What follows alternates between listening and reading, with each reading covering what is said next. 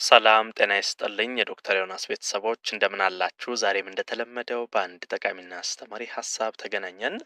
በዛሬ ፕሮግራሜ የሽምብራ ጠቀሜታን ነው የምነግራችሁ። በነገራችን ላይ ሽምብራ በውስጡ በጣም በርካታ ለሰውነት ገንቢ ጠቃሚ የሆኑ ንጥረ ነገሮች፣ ፕሮቲኖች፣ በርካታ ነገሮች እናገኝበታለን። ነገር ግን ብዙ ጊዜ አብዛኛውን ሰው ሽምብራን ሲመገብ አላስተውልም። ሽምብራ እጅግ በጣም ጠቃሚ ነው። ዛሬ የሽምብራን ጠቀሜታ አውቃችሁ እንድትጠቀሙት ሽምብራ በውስጡ ምን ይገኛል፣ ጠቀሜታው ምንድን ነው፣ መቼና እንዴት ብንጠቀመው ይሻላል የሚሉትን ነገሮች ሁሉ አያይዤ እነግራችኋለሁ ማለት ነው። አብራችሁን ቆዩ። ዶክተር ዮናስ ነኝ። ለቻናሌ አዲስ ከሆናችሁ ሰብስክራይብ አድርጋችሁ ቤተሰብ ሁኑ። ይህን መረጃም ላይክና ሼር እያደረጋችሁ በርካቶች ጋር እንዲደርስ እንዲማሩበት እንድታደርጉ በክብር እየጠየቅኩ በቀጥታ ወደ ሀሳባችን እንግባ። ሽምብራ በመጀመሪያ በውስጡ ምን ነገሮች አሉ የሚለውን ስንመለከት ከፍተኛ ፕሮቲን እናገኛለን።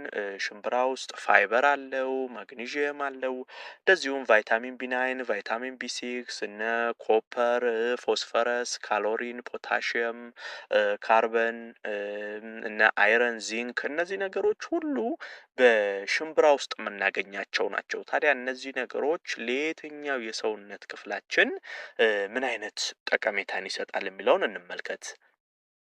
አንደኛው የሽምብራ ጠቀሜታ ከዚህ ከአንጀት ጤና ጋር ተያይዞ በተለይ ከሆድ ዕቃ ከአንጀት ጋር በተያያዘ ሽምብራ ትልቅ ጠቀሜታ አለው። አንደኛው ነገር ምንድነው? ጎጂ ባክቴሪያዎች እንዲቀንሱ ያደርጋል። በተቃራኒው ደግሞ ጠቃሚ ባክቴሪያዎች በአንጀታችን ውስጥ እንዲጨምር ያደርጋል። እዚህ ጋር በደንብ ማወቅ አለባችሁ። እንግዲህ አንጀታችን ውስጥ ሁለት አይነት ባክቴሪያዎች ይገኛሉ። አንደኛው በተለያየ ነገር አንጀታችን ውስጥ ገብተው ለተለያየ የአንጀት ጤና ችግር ይሄ ምግብ ስትመገቡ ቶሎ አልፈጭ ማለት፣ ሆድ መንፋት፣ አየር ማስቸገር፣ ቁርጠት ሊሆን ይችላል። እንደዚህ አይነት ከአንጀት ከሆድ ዕቃ ጤና ጋር የተያያዘ ችግር እንዲፈጠርብን የሚያደርጉ ባክቴሪያዎች አሉ። በተቃራኒው ደግሞ ለምግብ መፈጨት ስርዓት ጠቃሚ የሆኑ ባክቴሪያዎች አሉ። ስለዚህ ሽምብራ ትልቁ ጥቅም ምንድን ነው? ጎጂ ባክቴሪያዎች እየቀነሱ በተቃራኒው ደግሞ ጠቃሚ ለምግብ መፈጨት ስርዓት ለአንጀት ጤና ለሆድ ዕቃ ጤና ጠቃሚ የሆኑ ደግሞ ባክቴሪያዎች እንዲጨምሩ ያደርጋል። ይሄ ትልቁ የሽምብራ ጠቀሜታ ነው። እሱ ብቻ ሳይሆን የአንጀት ግድግዳ እንዳይቆጣም እንደዚሁ የመከላከል ስራን ይሰራል። የአንጀታችሁ ግድግዳ ጤናማ እንዲሆን ያደርጋል። የሆድ ድርቀትንም እንደዚሁ ይከላከላል። በተለይ ሆድ ድርቀት ያለባችሁ ሰዎች ሽምብራ ብትመገቡ መልካም ነው። ሆድ ዕቃን የማለስለስ አንጀትን የማለስለስ ባህሪ ስላለው ይሄ የሆድ ድርቀትንም እንደዚሁ የመከላከል ስራን ይሰራል። ከዚህ ከአንጀት ጋር በተያያዘ ስለ ሽምብራ ይሄን ብታውቁ መልካም ነው። ሌላው ማግኒዥየም እንዳለው ነግሬያችኋለሁ። ይሄ በዚህ በሽምብራ ውስጥ የምናገኘው ማግኒዥየም ትልቁ ጠቀሜታው ለልባችን ጤንነት ነው። ለምንድነው? ይሄ ከማግኒዥየም የልባችን መስሎች ጤናማ እንዲሆኑ ትልቅ እገዛን ያደርጋል።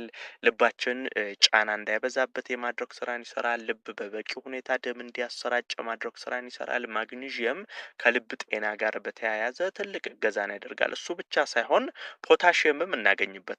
ሽምብራ ውስጥ በተለይ በዚህ በሽምብራ ውስጥ የምናገኘው ፖታሽየም ከፍተኛ የደም ግፊትን የመቀነስ ባህሪ ያለው። በነገራችን ላይ ይሄ ከልብ ጤና ጋርም ይያያዛል። አሁን ሰውነታችን ላይ ግፊታችን በከፍተኛ ሁኔታ በሚጨምርበት ጊዜ ሄዶ ትልቅ ጫና የሚያሳድረው ማን ላይ ነው? ልባችን ላይ ነው። ታዲያ ይሄ አሁን በዚህ በሽምብራ የምናገኘው ፖታሽየም የሰውነታችንን የግፊት መጠን ሲያስተካክል በተዘዋዋሪ ልባችንም የተረጋጋ ስራ እንዲሰራ ያደርጋል። እሱ ብቻ ሳይሆን ኮሌስትሮልም እንዲቀንስ ያደርጋል። በነገራችን ላይ ይሄ በሽምብራ ውስጥ የምታገኟቸው ፖታሽየም፣ ማግኒዥየም በተለይ ባድ ኮሌስትሮል ይሄ ኤልዲኤል የምንለው መጥፎ የኮሌስትሮል አይነት ከደም ቧንቧ ላይ እንዲጸዳ ያደርጋል። ለዚህ ነው በነገራችን ላይ ይሄ ግፊትንም ከልብ ጋርም የሚያያዝበት አንደኛው መንገድ ይሄ ነው። ባድ ኮሌስትሮል የዚህ የደም ቧንቧችን ላይ በሚለጠፍ ጊዜ የደም ቧንቧን እያጠበበ ከፍተኛ ግፊት እንዲፈጠር ያደርጋል።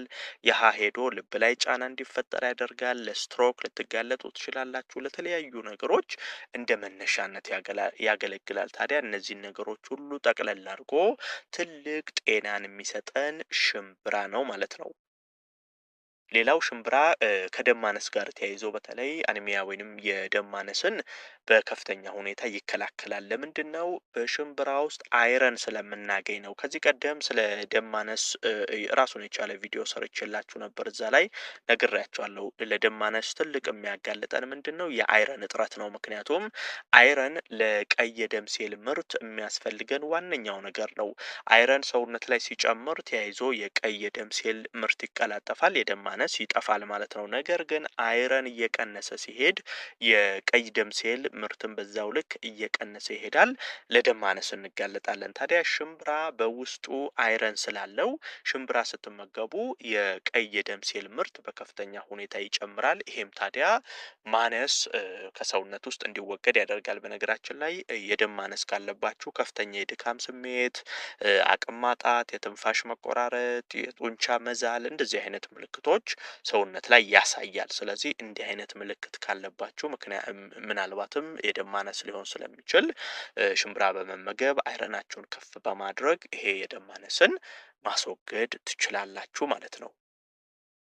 ሌላው ሽምብራ ትልቅ መናገር የምፈልገው ከዚህ ከአእምሮ ጤና ጋር በተያያዘ በተለይ ይሄ ድብርት፣ ጭንቀት እንደዚህ አይነት ነገሮችን የመከላከልና የማስወገድ ስራን ይሰራል። ለምንድነው? በውስጡ ሲሊኒየም እናገኛለን፣ ማግኒዥየም እናገኛለን፣ ዚንክ እናገኛለን። በተለይ እነዚህ ሶስት ነገሮች ከአእምሮ ጤና ጋር ተያይዘው ትልቅ ስራ የሚሰሩልን ናቸው። የስትረስ ሆርሞን ከሰውነት ላይ እንዲቀንስ በማድረግ ይሄ ከነበራችሁበት የድብርት፣ የስትረስ፣ የጭንቀት አይነት ሙድ እንድትወጡና የተረጋጋ ስሜት ላይ እንድትሆኑ የማድረግ ስራን ይሰራላችኋል።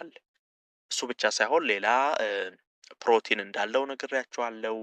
ፋይበር እንዳለው ነግሬያችኋለሁ። በተለይ በዚህ በሽምብራ ውስጥ የምታገኟቸው ፕሮቲን እና ፋይበር ለጡንቻ እድገትም ይረዳል። በነገራችን ላይ አሁን ስፖርተኞች ሽምብራ ብትመገቡ ለጡንቻ ግንባታ እንደዚሁ ትልቅ እገዛን ያደርጋል። ስኳርንም ይቆጣጠራል። በነገራችን ላይ የዚህ የግላስሚክ ኢንዴክሱ ዝቅተኛ ነው። ሽምብራ ግላስሚክ ኢንዴክሳቸው ዝቅተኛ ከሆኑ ምግቦች ውስጥ የሚመደብ ነው። ይሄ ግላስሚክ ኢንዴክስ ከዚህ በፊት ነግሬያችኋለሁ። ፈጣን የስኳር ጭማሪ በሰውነታችን ውስጥ ያመጣል አያመጣም ብለን የምናይበት ነው። አንዳንድ ምግቦች ስንመገባቸው ግላስሚክ ኢንዴክሳቸው ከፍተኛ ይሆንና በሰውነታችን ላይ ከፍተኛ የስኳር ጭማሪ በማድረግ በተለይ ለታይፕ 2 የስኳር ህመም እንድንጋለጥ ያደርጋሉ። ሽምብራ ግን በተቃራኒው ዝቅተኛ ግላስሚክ ኢንዴክስ ስለሆነ ያለው ይሄ ለስኳር የማጋለጥ እድሉ ይቀንሳል። ሰውነት ላይ ስኳርን ይቆጣጠራል። ስለዚህ ይሄ ከስኳርም ጋር ተያይዞ እንደዚሁ እገዛን ያደርግላችኋል ማለት ነው። ሌላው በነገራችን ላይ ክብደት መቀነስ የምትፈልጉ ቦርጭ ማጥፋት የምትፈልጉ ሰዎችም ሽምብራን መመገብ ትችላላችሁ። ምክንያቱም ሽምብራ የጥጋብ ስሜት ይፈጥራል። ቶሎ ስትመገቡት የጥጋብ ስሜት ስለሚፈጥር በርካታ ምግብ እንዳትመገቡ በማድረግ ረጅም ሰዓት ቶሎ እንዳትመገቡ በማድረግ ይሄ ከሰውነት ላይ ስብ እንዲቃጠል የማድረግ አቅምን ይጨምራል ማለት ነው።